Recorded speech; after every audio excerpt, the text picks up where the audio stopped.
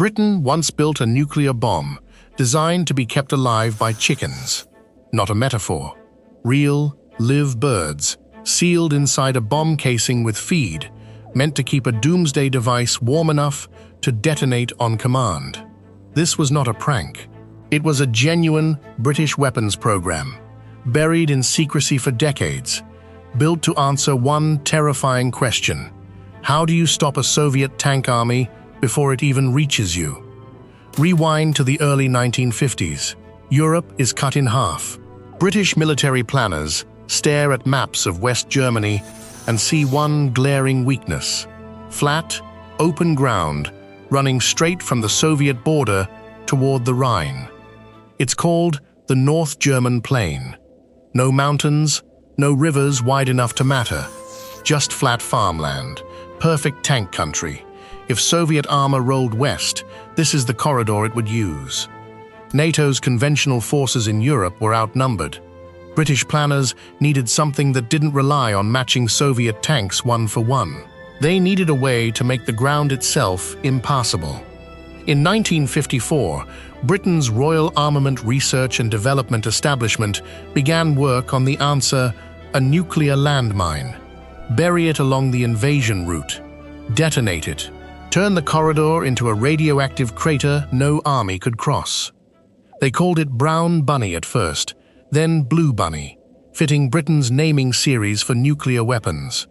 Eventually, it got its final name, Blue Peacock, a soft name for one of the strangest weapons ever engineered. The plan wasn't just to kill soldiers with the blast. It was to poison the ground beneath them. One 1950s policy paper laid it out coldly.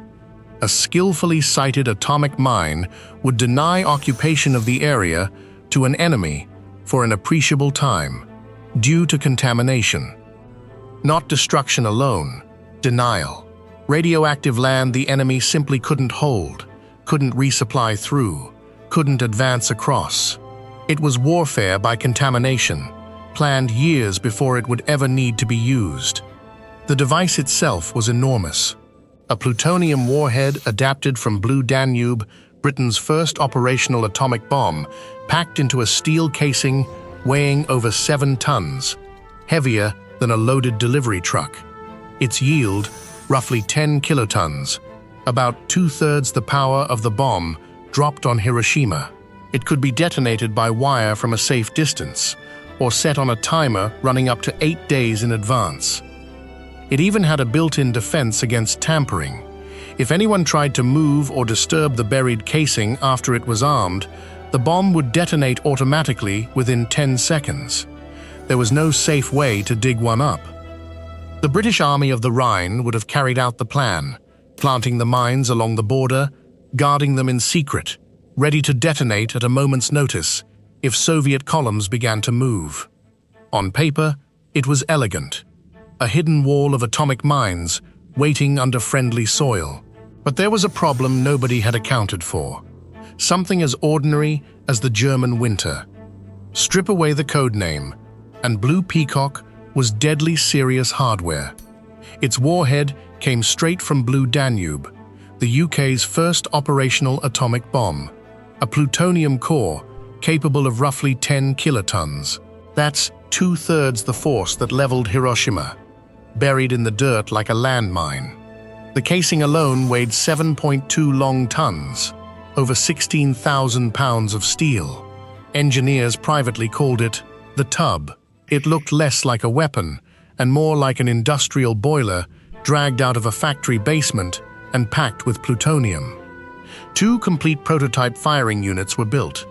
Each could be triggered 2 ways: by a wire link running back several miles to a control point, or by a mechanical timer that could be set to count down for up to 8 days. It also had a built-in threat against tampering. Once armed, if anyone tried to dig it up, move it, or force it open, the device would detonate automatically within 10 seconds. There was no safe way to disarm it by hand. The casing was so enormous that standard weapons ranges couldn't handle it. So engineers tested the thing in a flooded gravel pit near Sevenoaks, Kent, an oddly ordinary corner of England hiding one of the era's strangest weapons trials. On paper, the destruction was calculated precisely. A surface detonation would carve a crater roughly 375 feet across.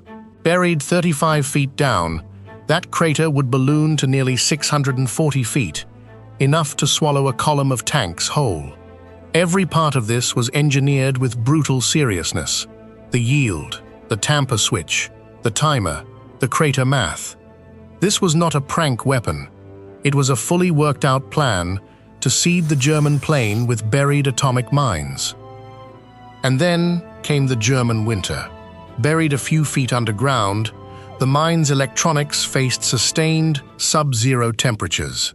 Conditions, the delicate timing and firing circuits, were never designed to survive for long.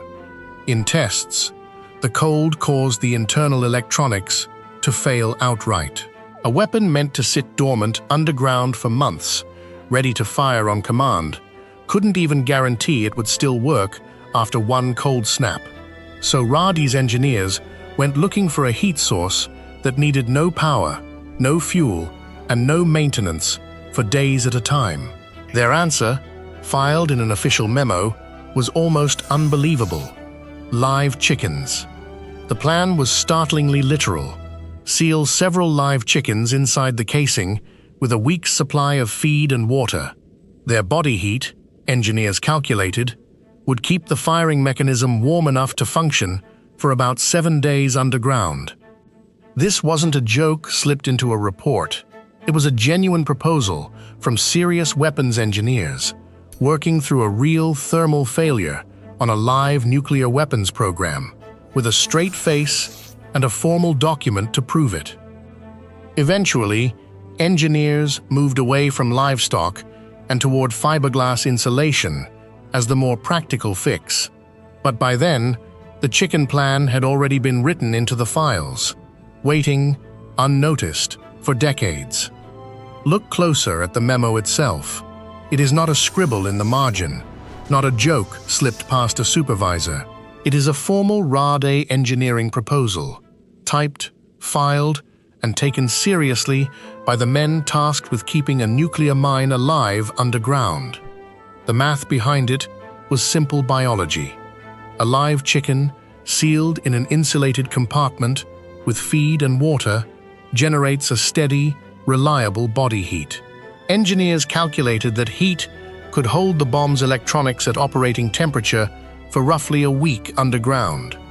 A week was the target because a week was the plan.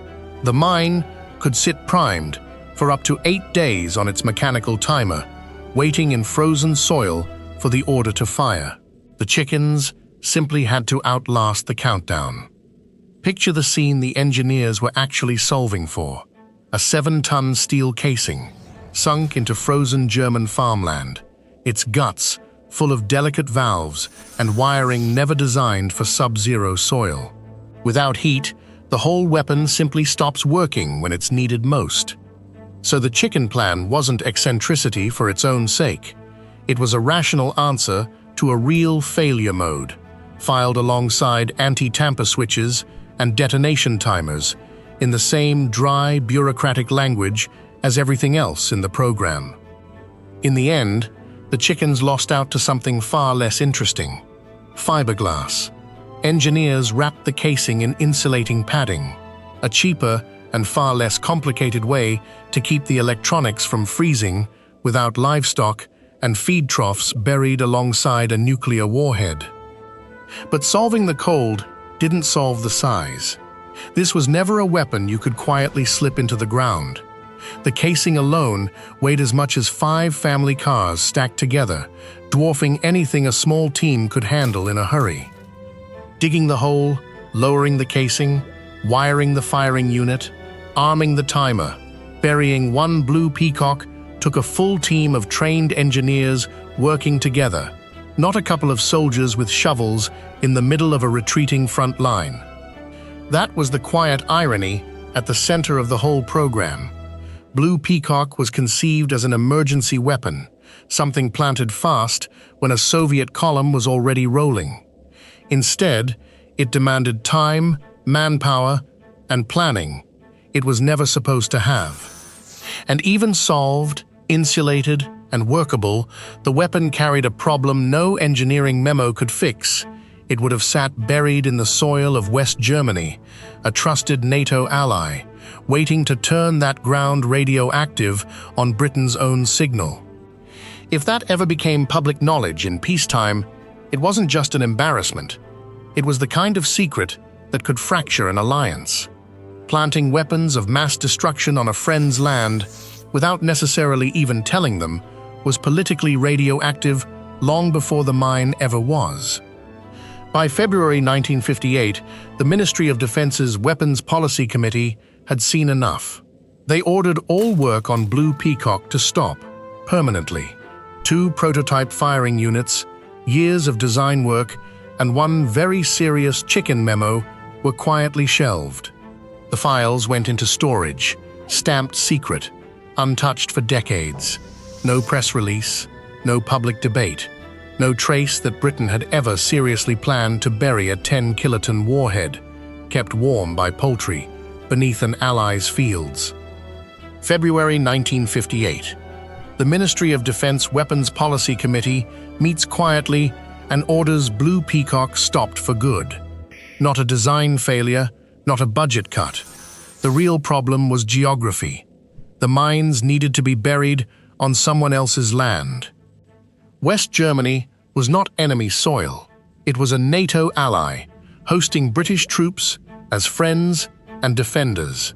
Planting radioactive fallout beneath Allied farmland in peacetime, without full disclosure, was not a technical risk. It was a political one. If the plan ever leaked, mines full of plutonium buried under a friend's soil, ready to poison it, the damage to trust between allies could be irreversible. No blast radius could compare to that kind of fallout. So the order came down: dismantle it, file it, forget it.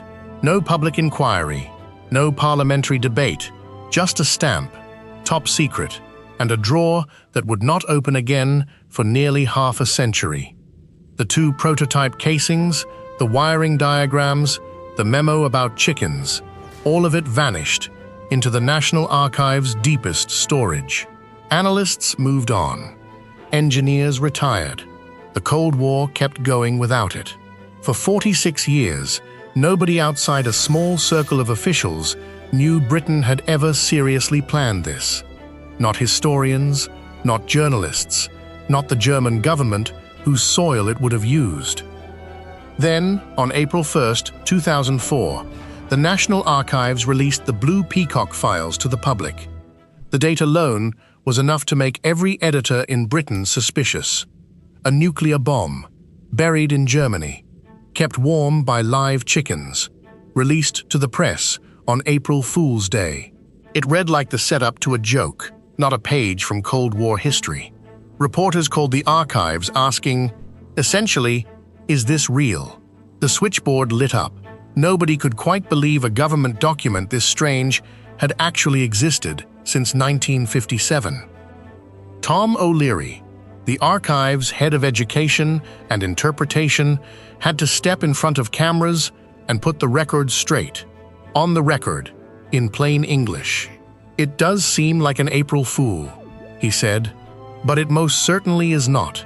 The civil service does not do jokes. A dry line, delivered straight-faced, about a bomb that once needed chickens to survive winter. It was, in the end, exactly as strange as it sounded.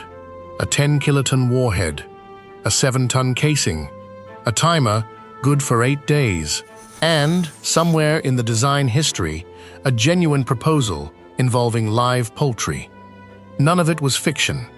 Every strange detail, the frozen electronics, the chickens, the buried warhead, the decades of silence, sat in a real file, under a real stamp, in a real archive, waiting to be believed. Blue Peacock never buried a single mine, never irradiated a single field, never stopped a single tank. Its only lasting legacy is the story itself, proof that history is sometimes stranger than anything you could invent. If this one surprised you, subscribe for the next.